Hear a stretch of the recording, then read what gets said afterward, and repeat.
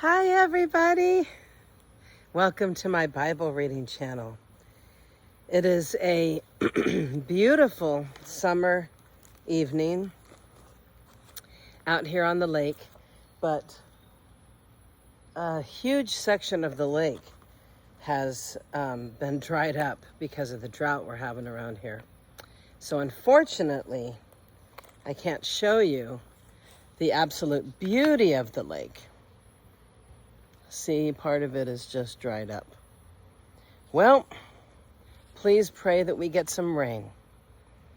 So, we desperately need it.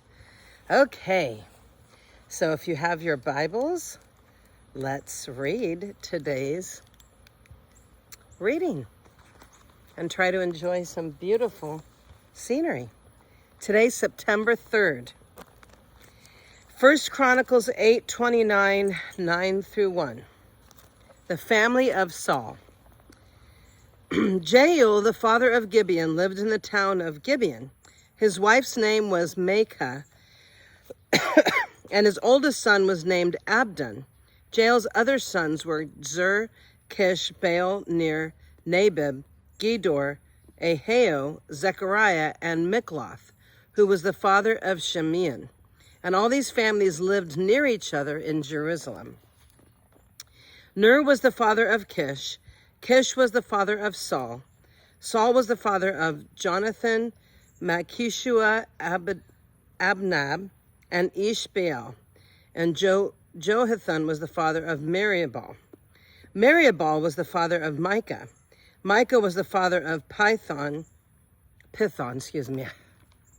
think it was Python, that's a snake. I'm sorry, Pithon, Melech, Tariah, and Ahaz. Ahaz was the father of Jada, and Jada was the father of Almeath, and Asmavath, and Zimri. Zimri was the father of Moaz, and Moaz was the father of Bineah. Bineah was the father of Raphiah, and Raphiah was the father of Eliseth. Eliseth was the father of Azul, and Zul had 6 sons, Azrikam, Borachu, Ishmael, Shariah, Obadiah, and Hanan. And these were the sons of Azel. Azel's brother Ashek had 3 sons. The first was Ulam, and the second was Jeush, and the third was Elephant. Elet, not elephant. Ephlohet. Elam's sons were all mighty warriors and expert archers, and they had many sons and grandsons, 150 in all. And all these were the descendants of Benjamin. Goodness. Sorry. Benjamin. So all of Israel was listed in the genealogical records in the book of the kings of Israel. And Nebuchadnezzar's activities between 582 and 575 BC are not recorded in the Babylonian records. This may have been due to his madness described in Daniel 4.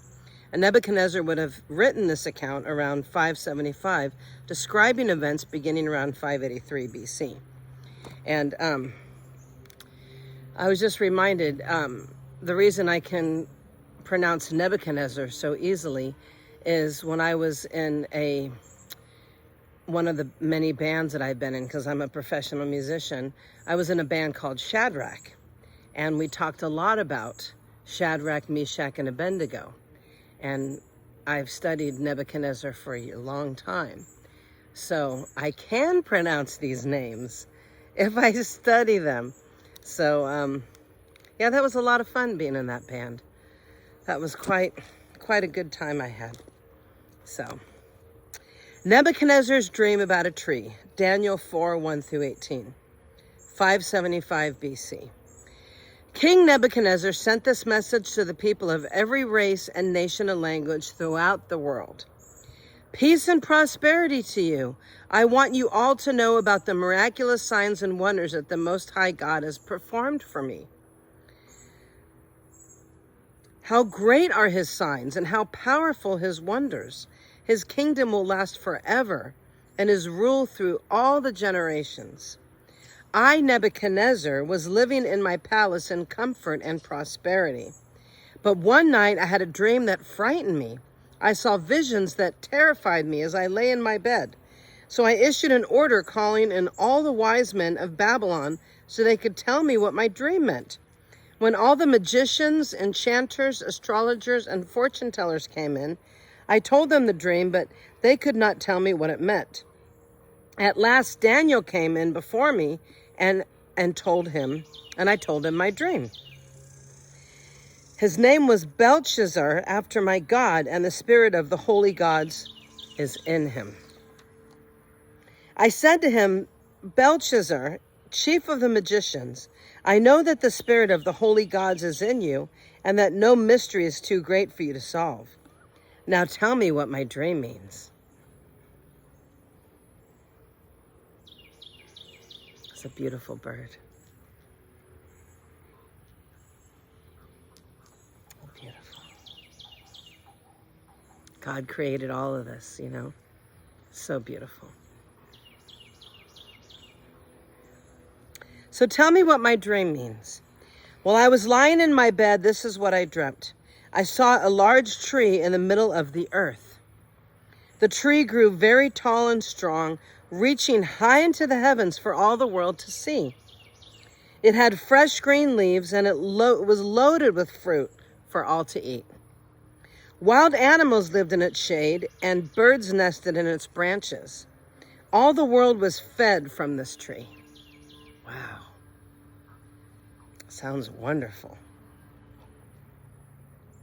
Then I lay there dreaming, and I saw a messenger, a holy one, coming down from heaven. The messenger shouted, "Cut down the tree and lop off its branches. Shake off its leaves and scatter its fruit. Chase the wild animals from its shade and the birds from its branches. But leave the stump and the roots in the ground, bound with a band of iron and bronze, and surrounded by tender grass. Now let him be drenched with the dew of heaven, and let him live with the wild animals among the plants of the field. For 7 periods of time, let him have the mind of a wild animal instead of the mind of a human. For this has been decreed by the messengers. It is commanded by the Holy One, so that everyone may know that the Most High rules over the kingdoms of the world, and he gives them to anyone he chooses, even to the lowliest of people. Belshazzar, that was the dream that I, King Nebuchadnezzar, had. Now tell me what it means, for none of the wise men in my kingdom can do so. But you can tell me because the spirit of the holy gods is in you." Daniel 4:19-27. Daniel explains the dream. Upon hearing this, Daniel, also known as Belshazzar, was overcome for a time, frightened by the meaning of the dream. I would be too. You know, the world's food supply and everything in it, and you're cutting it off? Wow. Then the king said to him, "Belshazzar, don't be alarmed by the dream and what it means." Belshazzar replied, "Well, I wish the events foreshadowed in this dream would happen to your enemies, my lord, and not to you. The tree you saw was growing very tall and strong, reaching high into the heavens for all the world to see. It had fresh green leaves and was loaded with fruit for all to eat. Wild animals lived in its shade, and birds nested in its branches. That tree, your majesty, is you. For you have grown strong and great, and your greatness reaches up to heaven, and your rule to the ends of the earth. Then you saw a messenger, a holy one, coming down from heaven and saying, 'Cut down the tree and destroy it, but leave the stump and the roots in the ground, bound with a band of iron and bronze, and surrounded by tender grass. Let him be drenched with the dew of heaven. Let him live with the animals in the field for 7 periods of time.' And this is what the dream means, your majesty, and what the Most High has declared will happen to my lord and king. You will be driven from human society, and you will live in the fields with the wild animals. You will eat grass like a cow, and you will be drenched with the dew of heaven. 7 periods of time will pass while you live this way, until you learn that the Most High rules over the kingdoms of the world and gives them to anyone that he chooses. But the stump and the roots of the tree were left in the ground. This means that you will receive your kingdom back again when you have learned that heaven rules. Heaven rules, not you. God rules, not me. You have got to learn that heaven rules, and then you'll get your kingdom back. Isn't that beautiful? That is just gorgeous.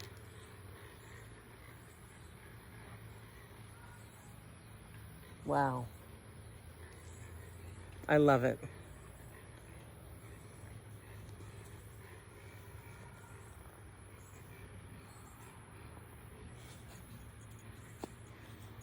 Let's see, where was I? 7 periods of time will pass a while you live this way until you learn that the Most High rules over the kingdoms of the world and gives them to anyone he chooses. But the stump and the roots of the tree were left in the ground, and this means that you will receive your kingdom back again when you have learned that heaven rules. King Nebuchadnezzar, please accept my advice. Stop sinning and do what is right. Break from your wicked past and be merciful to the poor. Perhaps then you will continue to prosper. Daniel 4:28-33. I mean, we all need to do this, right? We all need to stop sinning and do what is right. I'm getting eaten by ants on my feet. That's what I keep moving around for. I'm sorry. Daniel 4:28-33. The dream's fulfillment. But all these things did happen to King Nebuchadnezzar. 12 months later, he was taking a walk in the flat roof of the royal palace in Babylon. As he looked out across the city, he said, "Look at this great city of Babylon. By my own mighty power, I have built this beautiful city as my royal residence to display my majestic power." Oh.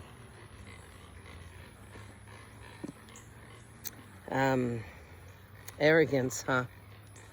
While these words were still in his mouth, a voice called down from heaven, "O King Nebuchadnezzar, this message is for you.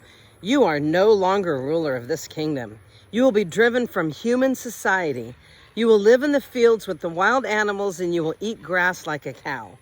7 periods of time will pass while you live this way until you learn that the Most High rules over the kingdoms of the world and gives them to anyone that he chooses."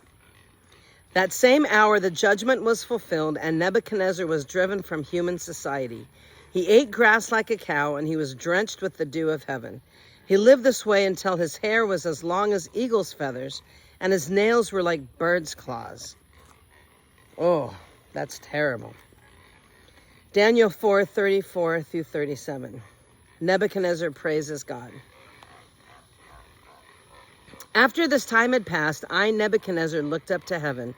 My sanity returned, and I praised and worshiped the Most High and honored the one who lives forever. There you go. Get stuff in right order. His rule is everlasting, and his kingdom is eternal, and all the people of the earth are nothing compared to him. He does as he pleases among the angels of heaven and among the people of the earth. No one can stop him or say to him, "What do you mean by doing all these things?" When my sanity returned to me, so did my honor and glory and kingdom.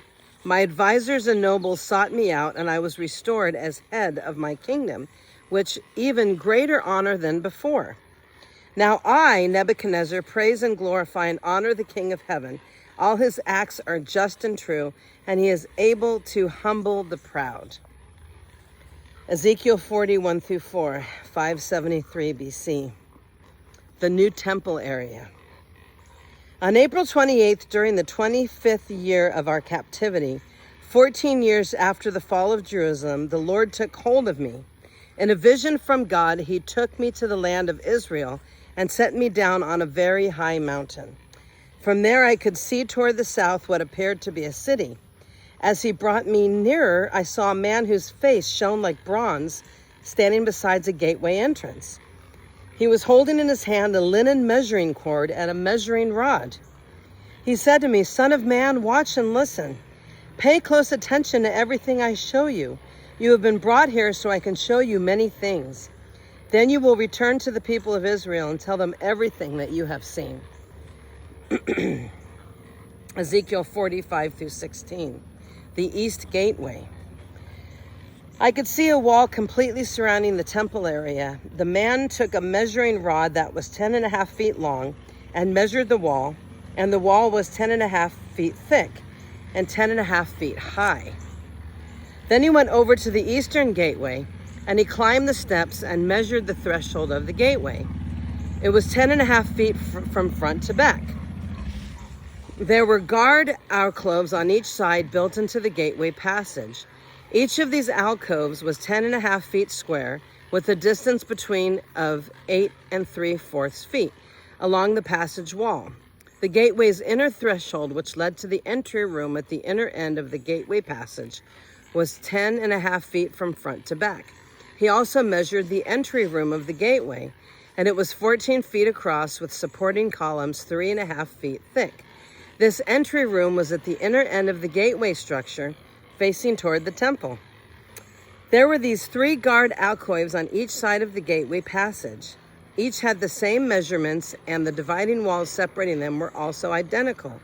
The man measured the gateway entrance, which was 17.5 feet wide at the opening and 22 3/4 feet wide in the gateway passage. In front of each of the guard alcoves was 21-inch curb. The alcoves themselves were 10.5 feet on each side. Then he measured the entire width of the gateway, measuring the distance between the back walls of facing guard alcoves, and this distance was 43 3/4 feet. He measured the dividing walls all along the inside of the gateway to the entry room of the gateway, and this distance was 105 feet. The full length of the gateway passage was 87.5 feet from one end to the other. There were recessed windows that narrowed inward towards the walls of the guard alcoves and their dividing walls. There was also windows in the entry room, and the surfaces of the dividing walls were decorated with carved palm trees.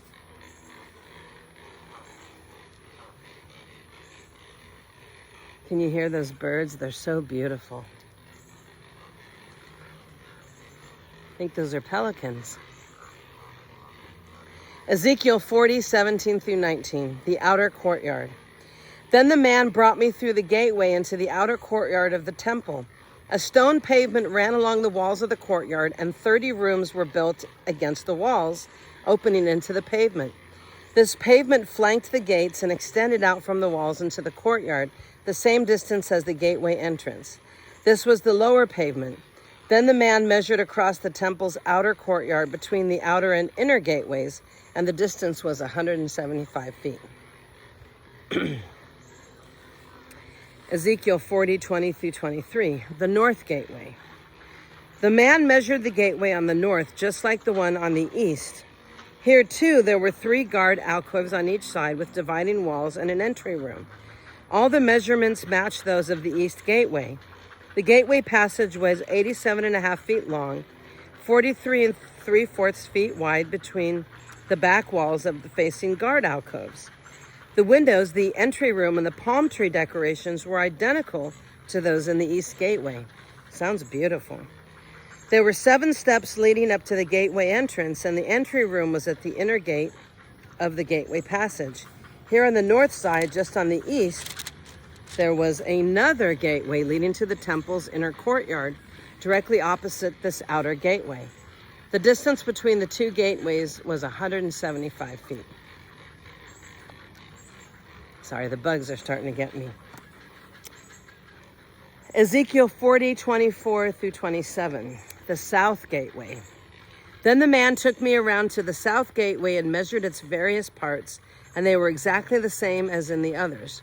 It had windows along the walls as the others did, and there was an entry room where the gateway passage opened into the outer courtyard. And like the others, the gateway passage was 87.5 feet long, 43 3/4 feet wide between the back walls of facing guard alcoves. This gateway also had a stairway of 7 steps leading up to it, and an entry room at the inner end, and palm tree decorations along the dividing walls. And here again, directly opposite the outer gateway, was another gateway that led into the inner courtyard. This distance between the 2 gateways was 175 feet. Ezekiel 40:28-37, gateways to the inner courtyard. Then the man took me to the south gateway leading into the inner courtyard. He measured it and had the same measurements as the other gateways. Its guard alcoves, dividing walls, and entry room were the same size as those in the others. It also had windows along its walls and in the entry room. And like the others, the gateway passage was 87.5 feet long, 43 3/4 feet wide, and the entry rooms of the gateways leading into the inner courtyard were 14 feet across and 43 3/4 feet wide. The entry room to the south gateway faced into the outer courtyard. It had palm decorations, tree decorations in its columns, and there were 8 steps leading to its entrance. Then he took me to the east gateway leading into the inner courtyard. He measured it and had the same measurements as the other gateways. Its guard alcoves, dividing walls, and entry room were the same size as those of the others, and there were windows along the walls and in the entry room. The gateway passage measured 87.5 feet long, 43 3/4 feet wide. Its entry room faced into the outer courtyard. It had palm tree decorations in its column, and there were 8 steps leading to its entrance. Sounds beautiful. Then he took me around to the north gateway leading to the inner courtyard. He measured it and had the same measurements as the other gateways. The guard alcoves, dividing walls, and entry room of this gateway had the same measurements as in the others and the same window arrangements. The gateway passage measured 87.5 feet long and 43 3/4 feet wide. Its entry room faced into the outer courtyard, and it had all the palm tree decorations on the columns. There were 8 steps leading to its entrance. Sounds beautiful. Well, that's it for tonight. Thank you for joining me. And let me give you a moment to enjoy the beautiful, wonderful, I don't know what you call this, the birds coming home to roost. It's so beautiful.